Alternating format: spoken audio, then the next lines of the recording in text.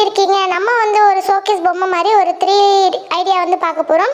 நார்மலாக திக்னஸ் அதிகமாக இருக்கிற மாதிரி எந்த அட்டை வேணாலும் நீங்கள் எடுத்துக்கலாம். எடுத்துகிட்டு உங்களுக்கு தேவையான ஷேப்பில் கட் பண்ணி எடுத்துக்கோங்க. நான் வீடியோவில் காமிக்கிறேன், அந்த ஷேப்பில் நீங்கள் கட் பண்ணி எடுத்துக்கோங்க.